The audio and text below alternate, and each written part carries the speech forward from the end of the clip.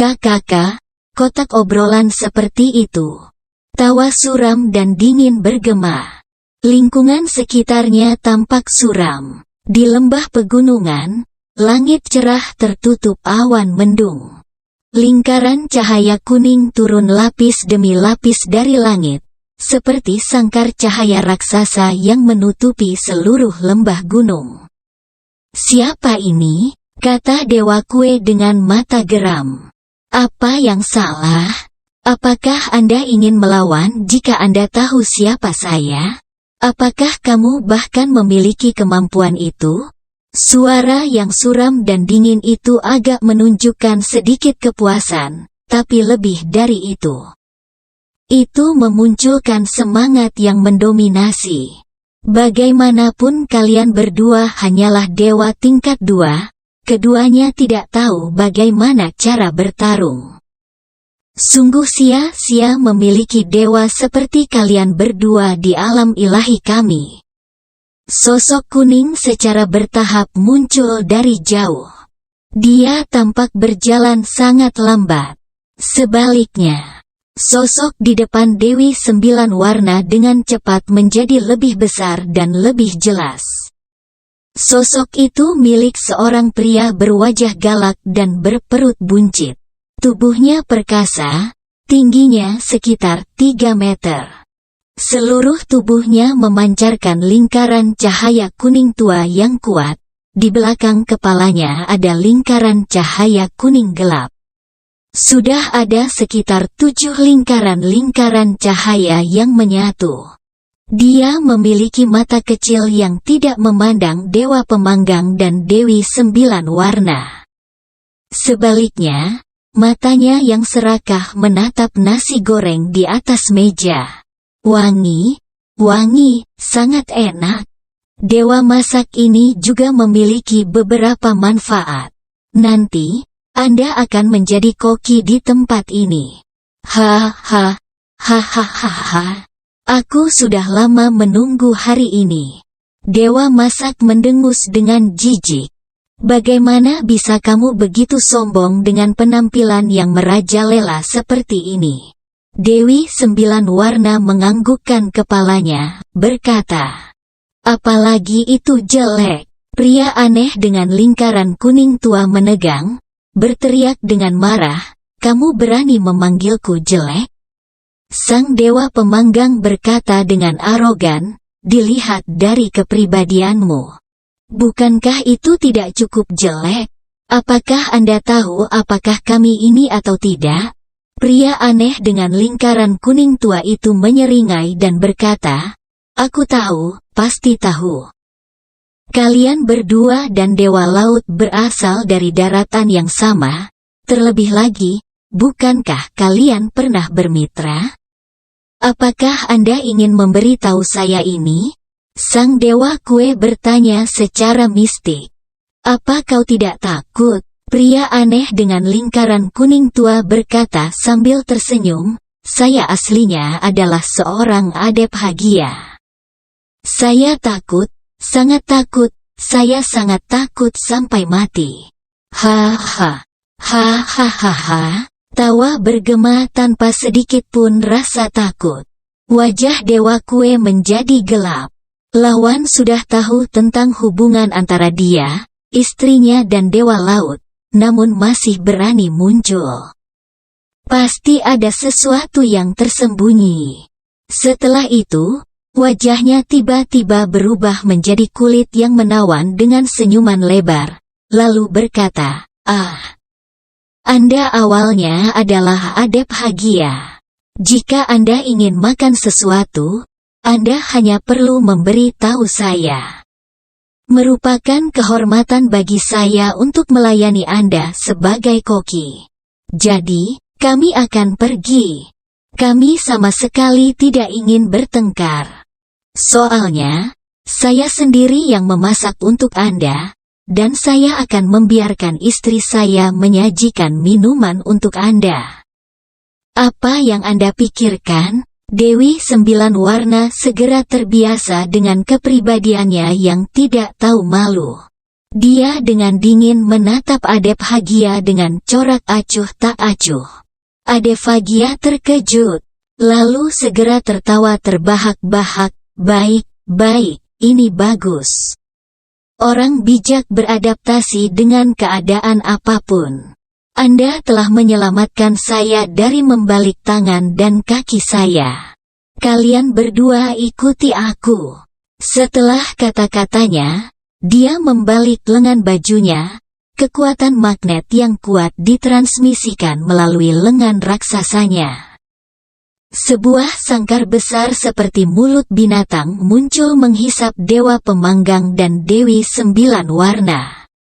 Setelah mengambil Dewa Makanan dan Dewi Sembilan Warna, dia membawa nampan dengan nasi goreng. Langsung dituangkan ke mulutnya, menggunakan kekuatannya untuk mengunyah. Rasanya enak, enak banget. Saya sudah lama tidak pernah makan hidangan lezat seperti ini. Perjalanan ini sangat berharga. Hahaha. Lingkaran kuning tua tiba-tiba menghilang, lalu berubah menjadi sekelompok lampu kuning terbang menjauh. Itu segera menghilang tanpa jejak hanya dalam sedetik. Lembah gunung kembali ke keadaan normalnya. Ruangan kecil itu mendapatkan kembali kedamaiannya. Ratusan bunga berkembang pesat secara kompetitif, tetapi pemiliknya tidak ada. Ada danau merah dengan cahaya suram di sekelilingnya. Sebenarnya, itu diciptakan oleh kumpulan lava cair panas. Karena suhu yang sangat tinggi, segala sesuatu yang berputar menjadi ilusi. Di danau, diam-diam terbaring seorang pria gemuk. Dia telanjang, mata kecilnya menunjukkan perasaan mengingatkan yang samar. Dia agak terbaring di sini untuk waktu yang sangat lama. Sangat lama, seolah-olah beberapa abad telah berlalu. Namun, dia masih tidak bergerak, tidak memiliki gerakan sama sekali.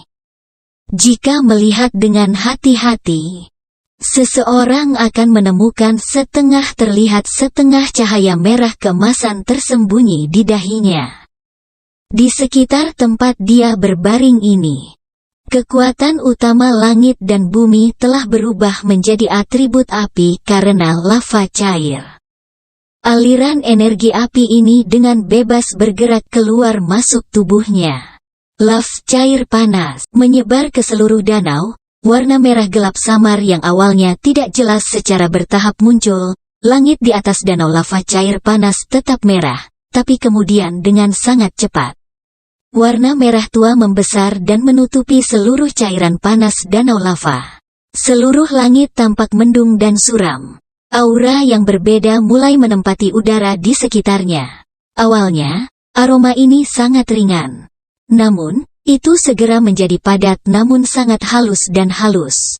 Aliran lava cair di danau naik satu persatu, berubah menjadi sosok seorang gadis yang anggun. Lava cair melewati pria itu dan bergerak menuju tengah danau. Suara bisikan kecil yang indah keluar. Dalam sedetik, pria itu berdiri. Dia menginjak lava seperti menginjak tanah. Saat dia bangkit, tubuhnya yang kokoh memancarkan warna merah keemasan yang luar biasa, lingkaran di belakang punggungnya menyala. 5 lingkaran-lingkaran cahaya terbentuk menjadi lingkaran cahaya merah menyala yang mengubah langit berwarna merah tua menjadi merah keemasan. Di sisi lain, gadis itu meningkatkan kecepatannya. Terbang cepat ke sisinya, terjalin dengannya. Cahaya merah di mata pria itu tiba-tiba meningkat. Setelah lampu merah keemasan di belakang tiba-tiba meledak, teriakan burung Phoenix yang keras keluar. Phoenix api merah keemasan muncul dari danau lava cair panas. Semua lava cair tersebar di mana-mana oleh gadis di depan burung Phoenix api merah keemasan. Bahkan suara nafas yang ringan menjadi sangat berat. Oh, dengan dancing Heavenly Demon saya di dalam, Anda masih bisa bangun seperti ini. Lumayan, gendut. Sosok kurus keluar dari lava cair panas perlahan dari jauh, tawa lembut datang. Adephagia, mitologi Yunani, dewi dan personifikasi kerakusan. Yang itu adalah seorang wanita yang mengenakan gaun panjang, gaun putih panjangnya dan warna merah menyala di sekitarnya membentuk kontras tinggi, tubuhnya sempurna, yang terpenting. Gaun putihnya hampir tembus cahaya, yang membuat tubuhnya sebagian terlihat, mengirimkan daya tarik tanpa susah payah. The Lust God, seorang pria gemuk menyipitkan matanya. Dalam sedetik matanya menjadi jernih, napasnya menjadi lebih berat. Phoenix merah panas di atas kepalanya memancarkan lingkaran cahaya yang lebih mencolok. Garis bawah garis bawah garis bawah garis bawah garis bawah. Dewa nafsu menghela nafas panjang, wajahnya murni dan suci seolah-olah tidak ada jejak sensualitas, tetapi secara alami memancarkan daya tarik yang sangat tak tertahankan. Sepertinya kecerdasan kita agak salah. Jika saya ingat dengan benar, ketika Anda berada di benua Douluo, Anda tampaknya memiliki banyak minat pada perempuan. Bagaimana mungkin setelah hanya 1 dekade, kepribadian Anda berubah? Anda pernah menjadi Phoenix jahat, sekarang Anda telah menjadi Dewa Phoenix, bagaimana bisa? Anda bahkan tidak menyimpan sedikit pun api jahat di belakang? Sangat disesalkan. Suaranya yang lembut dan indah bergema di udara, setiap kata seperti seutas benang sutra. Mengandung aroma yang menyenangkan, mengalir dengan kuat ke dalam tubuh Dewa Phoenix. Hati Dewa Phoenix terguncang untuk sementara, setiap kata yang dia ucapkan membuat pikirannya menggigil. Seperti nyala api yang berkobar di dalam tubuhnya. Tetapi pada saat yang sama, di dalam hatinya, ada sosok putih, yaitu seorang wanita yang tersenyum, dia sedikit pemalu. Tokoh itu bertahan dan tidak ingin pergi. Munculnya sosok itu secara tiba-tiba membuat pikiran Dewa Phoenix bergetar. Segera setelah itu cahaya merah keemasan menyala di matanya. Sebuah raungan menjerit datang, Dewa Phoenix mengayunkan tangannya, lalu lingkaran cahaya di atas kepala Phoenix api merah keemasan menyala. Segera setelah itu, dia berubah menjadi cahaya keemasan, melemparkan dirinya ke dalam api Phoenix. Seluruh danau lava panas yang mencair mendidih sepenuhnya dalam sedetik. Seluruh lava panas yang meleleh melonjak dan menyebar ke arah tubuh Phoenix api. Itu dibungkus dan menyatu dengan tubuh. Pada saat ini, nyala api yang mengerikan meledak ke langit. Melukis langit dengan warna merah tua. Tapi dalam sekejap mata, panas membara yang ekstrim segera mendingin. Kekuatan dewa tiba-tiba terbang menuju langit. Yah, kamu benar-benar mengejutkanku. Kekuatan yang begitu hebat, kecerdasan ini, memang sangat salah. Evil Fire Phoenix, tetapi tetap tidak memiliki api jahat, ini tidak masuk akal, saya benar-benar ingin tahu. Apa yang sebenarnya terjadi padamu? Dewa nafsu sedang berkeliaran di belakang dengan aura yang memancar ke sekeliling secara bertahap berubah menjadi lingkaran 7 cincin yang memancarkan sinarnya. Dalam halo merah tua, setiap lapisan cahaya menjadi terang, seperti sangkar raksasa yang menekan semua api Phoenix. Apa yang ingin kamu lakukan? Suara rendah Dewa Phoenix bangkit. Saya tidak ingin melakukan apapun. Jie hanya ingin mengundangmu menjadi tamuku. Dewa Phoenix, karena Anda selalu gigih, izinkan saya untuk melakukan penyelidikan tentang dosa asal Anda. Kamu harus jaga dirimu. Dewa nafsu tiba-tiba mengubah seluruh tubuhnya menjadi warna merah gelap saat berbicara. Begitu dia melangkah maju, bayangan merah gelapnya dengan cepat muncul di belakang burung Phoenix. Dalam sekejap, meraih tubuhnya dari belakang. Dewa nafsu ini adalah dewa tingkat pertama yang perkasa di alam ilahi. Hanya ada 18 dewa tingkat pertama di alam ilahi. 2 raja dewa dan 3 penjaga dari alam ilahi adalah orang-orang yang menerima karakter yang kuat ini. Dewa Phoenix adalah kepala dari mereka yang berada di kultivasi tingkat kedua. Namun ia tidak dapat menangani dewa tingkat pertama saat menghadapi mereka karena masih ada celah dalam tingkat kultivasi mereka. Lingkaran merah tua baru saja menyala. Sosok yang menyatu dengan tubuhnya, menghilang tanpa jejak. Tubuh Dewa Phoenix sedikit bergetar di udara. Tepat setelah itu, pupil matanya berubah dari merah keemasan menjadi merah tua. Phoenix api besar mulai bergetar hebat di udara. Lingkaran merah tua mulai berbaur dengan bulu di tubuhnya yang gemetar. Dengan sangat cepat, lingkaran cahaya merah tua segera menyebar ke seluruh tubuhnya. Phoenix api besar yang terbenam dalam lava panas yang meleleh mulai bergerak gila-gilaan di udara. Phoenix api yang ketakutan terus-menerus mencoba melarikan diri dari invasi Dewa Nafsu yang perkasa di dalam. Dewa Nafsu seperti belatung di tulang. Tidak peduli seberapa keras dia berjuang. Seberapa banyak panas yang terpancar, dia tetap tidak bisa lepas dari kungkungan Dewa Nafsu. Merah tua tidak berhenti menyebar, itu naik begitu cepat.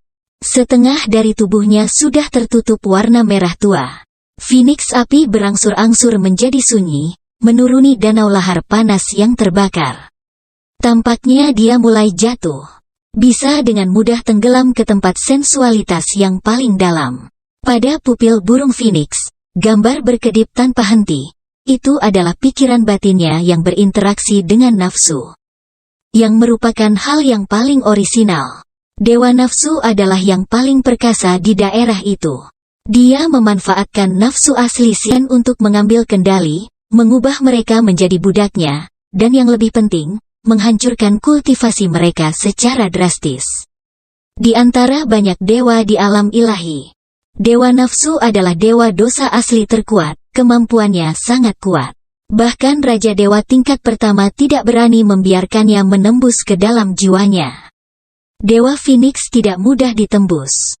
Tetapi dia segera diserang. Dia tidak pernah menghadapi dewa dosa asli, oleh karena itu, dia menderita kerugian besar pada awalnya.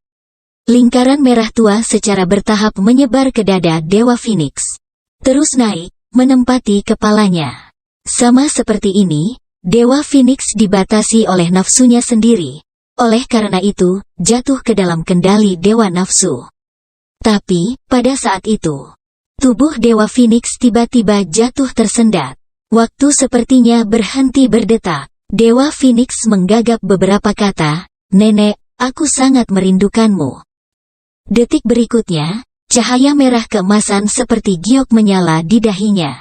Phoenix api besar tiba-tiba mengangkat kepalanya. Raungan Phoenix yang keras dan jelas muncul. Warna merah keemasan di kepalanya menyebar ke seluruh tubuh. Tubuh merah gelapnya seperti es yang mencair, larut dengan cepat seperti bertemu makhluk teroris. Lingkaran merah tua secara bertahap memudar sekali lagi itu berubah menjadi sosok Dewa Nafsu terbang jauh. Wajahnya seputih seprai, dengan terkejut menatap Dewa Phoenix. Meskipun tidak bisa dikatakan bahwa kekuatan Dewa Phoenix lebih kuat darinya, dia tahu, hanya dengan pertempuran terakhir di dalam, dia telah kalah, sangat kalah. Karena dia adalah seorang ahli di bidang ini, bagaimanapun, dia telah kalah dari ketekunan Dewa Phoenix. Apakah Anda memiliki perasaan yang tulus di hati Anda? Dewa Nafsu secara mengejutkan bertanya. Dewa Phoenix berkata dengan tidak bertanggung jawab, "Sepertinya kamu hanya mengetahui cerita tentang aku bergabung dengan alam ilahi. Selain itu, Anda belum tahu apa-apa lagi tentang saya. Setelah tiba di alam ilahi, saya belum meninggalkan tempat ini. Saya bahkan belum meninggalkan danau lava cair yang panas. Tahukah Anda apa alasannya?" Dewa Nafsu menggelengkan kepalanya. Dia sepertinya tidak ingin dengan tidak sabar menyerahkan Dewa Phoenix. Sebaliknya, dia tertarik padanya. Rasa sakit yang tajam muncul di sudut mata Dewa Phoenix. Itu karena, saya membenci diri saya sendiri. Saya membenci diri saya sendiri karena tidak mencoba sebelumnya. Jika kekuatan saya cukup kuat, saya akan menjadi pewaris posisi Dewa Api. Tapi, saya tidak dapat mencapainya. Pada saat pertempuran warisan Dewa Api terjadi, saya dikalahkan. Jika saya bisa kembali ke masa lalu, saya pasti akan mengambil posisi warisan Dewa Api. Di antara semua binatang ilahi di dalam, kecuali keberadaan Dewa Naga, binatang ilahi lainnya hanyalah Dewa tingkat 2, dan begitu juga aku. Aku adalah Dewa tingkat 2, Dia adalah dewa tingkat 2, aku sendiri tidak. Saya tidak memiliki cukup kultivasi untuk membawa keluarga saya ke alam ilahi. Istri saya selamanya tinggal di benua Dou di atas, hanya saya di sini. Tapi, dengan hanya saya, apa artinya saya tinggal di sini sendirian? Oleh karena itu saya membenci diri saya sendiri. Saya membenci diri saya sendiri karena tidak mencoba. Karena tidak memiliki cukup kekuatan untuk membawa istri saya ke alam ilahi, selamanya terpisah darinya. Bertahun-tahun telah berlalu, selain kebencian, hanya ada perasaan kangen padanya di hatiku. Nafsu di dalam diriku sudah lama hilang. Satu-satunya perasaan yang tersisa adalah cintaku yang lebih dalam padanya. Bahkan jika Anda adalah dewa nafsu, apa yang dapat Anda lakukan untuk mempengaruhi hati saya? Jika saya punya pilihan, jika saya tahu bahwa saya tidak bisa menjadi pewaris posisi dewa api, saya akan membawa istri saya ke alam ilahi. Seperti itu, saya akan menjadi dewa yang tidak berharga, menjadi tua bersama dengannya, mati bersamanya. 2 tetes air mata merah membara mengalir dari mata Phoenix Dewa Phoenix. Dia memalingkan wajahnya ke langit, mengeluarkan raungan menjerit. Setelah itu, dia berubah menjadi Phoenix api besar, menyerbu menuju Dewa Nafsu. Dewa Nafsu diam-diam mendengarkan ceritanya. Pada akhirnya, tubuhnya sedikit gemetar, sikapnya terhadap Dewa Phoenix juga berubah. Melihat serangan Dewa Phoenix terhadap dirinya sendiri, dia sedikit menghela nafas. Lava cair panas di danau mulai menari dengan gila, sepotong sempit pita merah gelap melayang di langit, menyapu Dewa Phoenix. Dia sebagai dewa tingkat pertama. Secara tak terduga sangat cocok dengan dewa tingkat kedua seperti Dewa Phoenix. Tepat pada saat ini, langit merah tua tiba-tiba berubah menjadi warna oranye tua. Segera setelah itu, suara dingin yang mematikan muncul. Saya belum pernah berpikir, sebagai dewa nafsu, Anda tidak dapat menangani masalah kecil ini. Jika sudah seperti ini, izinkan saya sedikit membantu Anda. Cahaya oranye gelap turun, berubah menjadi pria kurus tinggi yang ditutupi jubah oranye. Begitu dia muncul, lava cair di danau mulai menggelembung, tiba-tiba berubah menjadi wajah yang sangat sedih. Membuka mulutnya, lalu menggigit Dewa Phoenix. Pita merah tua Dewa Nafsu mengalir, mengikat tubuh Dewa Phoenix seperti sedang membungkus pai. Siapa yang meminta bantuanmu? Cahaya di mata Dewa Nafsu berkedip-kedip, napasnya tidak stabil, hampir meledak. Di udara merah gelap berkobar. Roda lampu merah tua menjadi lebih kuat di belakangnya, menekan roda cahaya oranye gelap yang berlawanan secara intens. Anda tidak bisa menangkapnya, bagaimana saya tidak bisa membantu? Melihatmu sekarang, haruskah kau menjadi dewa murka? Sosok merah tua itu sampai batas tertentu dengan ketakutan berkata. Nafas Dewa Nafsu menjadi stabil sedikit demi sedikit, tetapi matanya dingin. Dia menderu, melompati tubuhnya, membuka pita, membawa Dewa Phoenix, lalu terbang ke langit dan pergi. God of Wrath mengerang sedikit, lalu berubah menjadi cahaya oranye gelap. Dengan cepat mengejarnya, danau lava cair yang menggelegak kembali tenang, sekarang pemiliknya telah hilang. Suami, apa yang kamu lakukan? Seorang gadis melompat-lompat berlari keluar dari dalam rumah kayu, menyaksikan suaminya membelah hutan di luar, wajahnya penuh kegembiraan. Membelah hutan, lalu buatlah api untuk memasak makan malam. Apakah kamu lapar? Pemuda itu memandang gadis itu dengan penuh kasih. Membelai cahaya biru redupnya, matanya sangat hangat. Tidak, saya tidak lapar. Gadis yang ceria itu berkata dengan mata tersenyum, tapi aku menjadi sedikit serakah. Bisakah kamu membuat sesuatu yang enak untukku hari ini? Pemuda itu tersenyum dan berkata, Guru telah memberi saya beberapa resep. Hari ini saya berencana untuk mencoba beberapa hidangan untuk kakek, ibu, dan Anda secukupnya. Gadis itu berkata sambil tersenyum, bagus. Baik, kamu masih yang terbaik, suami. Nakal. Setelah kata-katanya, Wajah pemuda itu berubah drastis, dia buru-buru berlari ke arahnya untuk menutupi mulutnya. Melihat sekeliling untuk memastikan apakah ada yang bisa mendengar perkataannya atau tidak. Setelah memastikan tidak ada orang di sana, dia kemudian merasa lega. Sayang, perhatikan kata-katamu. Jika ayah mertua mendengar ini, dia tidak akan meninggalkan saya sendiri. Mungkin, dia akan memperlakukan saya seperti ngengat. Gadis itu tertawa terbahak-bahak, lalu berkata, "Kamu begitu takut pada ayahku." Pemuda itu tersenyum menyakitkan dan berkata, "Apakah kamu tidak takut? Di masa lalu, ayahmu telah meninggalkan segel di tubuhmu karena kamu melihatku. Aku juga telah melalui kesulitan yang tak terhitung jumlahnya. Setelah kita menikah, saya menghabiskan begitu banyak waktu untuk melepas segel di tubuh Anda. Ini mengakibatkan penundaan kami untuk memiliki keturunan berikutnya. Soalnya, ibu mertua telah memiliki anak kedua, tapi kami masih belum punya kabar." Gadis itu mendengus lalu berbicara. "Mengapa tidak? Anda tidak memilikinya dengan saya, tetapi bukankah Anda sudah memilikinya di dunia fana?" Pemuda itu tercengang, senyumnya yang menyakitkan berubah menjadi pahit.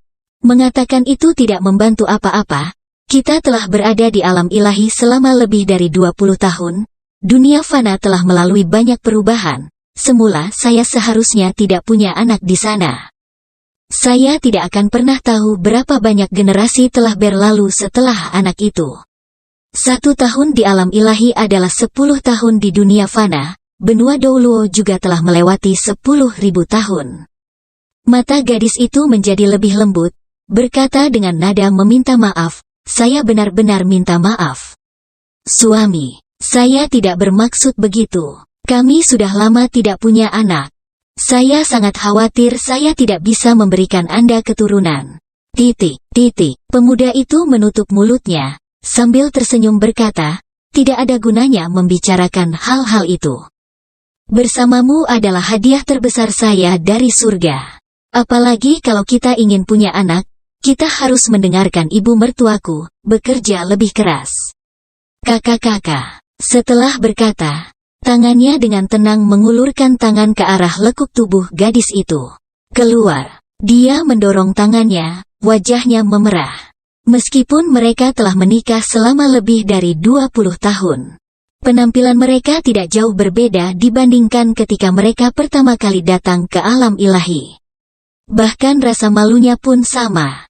"Baiklah, tunggu aku. Saya akan pergi memasak." Pria muda itu dengan enggan berkata, kembali menebang hutan. Dia awalnya adalah dewa, jika bukan karena dia ingin hidup mereka menjadi lebih realistis. Dia bahkan tidak perlu membuang kekuatannya untuk memasak. Di sebuah halaman kecil, ada sebuah rumah kayu dengan 3 kamar. Pemuda dan gadis itu tinggal di sebelah kanan. Tepat pada saat ini, pintu ruang tengah terbuka, seorang pria besar dan kokoh keluar.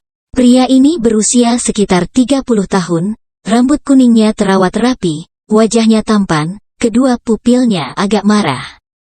Memancarkan aura prestise. "Bajingan, apakah kau menindas gadisku lagi?" Pria paruh baya berambut kuning itu langsung menuntut pemuda itu. Pemuda itu dengan enggan berkata, "Kakek, dia bukan orang yang mudah diintimidasi, saya tidak berani melakukan itu." Pria paruh baya itu tertawa, "Kamu hanyalah dewa tingkat pertama, harta kita adalah dewa tingkat kedua. Bagaimana kamu bisa menggertaknya? Selain itu, jangan berpikir bahwa Anda adalah dewa emosi, Anda dapat melakukan apa saja. Jika Anda berani menggertak harta kami, saya akan menendang pantat Anda." Gadis itu tertawa bahagia, melompat ke arah pria paruh baya itu, meraih tangannya, memberikan pukulan palsu ke arah pemuda itu. "Baiklah. Aku biarkan kakek menendang pantatmu." Pria muda itu menggaruk kepalanya, pria paruh baya itu juga tertawa. Pada saat ini, di tengah rumah kayu, seorang gadis berumur 20 tahun keluar. Sambil tersenyum berkata, "Setiap kali saya mendengar kalian semua berbicara, saya tidak tahan. Tidak ada aturan, Tidak ada yang lebih tua atau lebih muda, benar-benar berantakan. Ya, gadis itu memanggil paman lelaki paruh baya, tetapi suaminya memanggil kakek lelaki paruh baya. Apa perintah ini? Pemuda itu tersenyum menyakitkan dan berkata, "Kakek, kami tidak punya pilihan. Saat aku berada di peringkat terendah di sini. Awalnya, sebelum pemuda ini menjadi dewa emosi, di dunia fana, pemuda ini adalah keturunan dari pria paruh baya berambut kuning. Dia 10.000 tahun lebih muda, jadi dia secara alami menyebut si rambut kuning tengah kakek pria tua. Tapi gadis muda ini sebenarnya adalah putri dari teman baik pria paruh baya berambut kuning. Bertemu dan berkencan dengan pemuda itu, kisah cinta mereka telah menciptakan kehebohan besar di alam ilahi. Pada akhirnya, mereka berdua menjadi dewa, menikah di alam ilahi. Saat itulah urutan dalam keluarga sedikit campur aduk, tetapi itu secara teori. Karena hal ini, dewa emosi sangat disiksa oleh istrinya. Kali ini, pintu kamar di sisi kiri terbuka juga. Sepasang suami istri keluar. Laki-laki berusia sekitar 50 tahun, perempuan, sebaliknya, berusia sekitar 28 atau 20 tahun. 9 tahun. Kekuatan ilahi di tubuh mereka tidak terlalu kuat. Ayah ibu. Pemuda itu dengan cepat berlari menghampiri ayahnya. Gadis itu juga dengan tergesa-gesa bergegas menuju. Meraih tangan ibu mertuanya. Orang tua dari dewa emosi bukanlah dewa. Karena dewa emosi adalah dewa tingkat pertama, dia dapat membawa serta 2 anggota keluarga ke alam ilahi. Berkat itu, keduanya bisa datang ke alam ilahi. Kakek, orang tua dewa emosi menuju ke tengah rumah kayu, memberi penghormatan. Pria itu, yang merupakan kakek dari pemuda itu, adalah dewa perang. Dewa tingkat 2, gadis lainnya adalah dewa kecepatan, juga dewa tingkat 2. Istri dewa emosi adalah dewa kupu-kupu.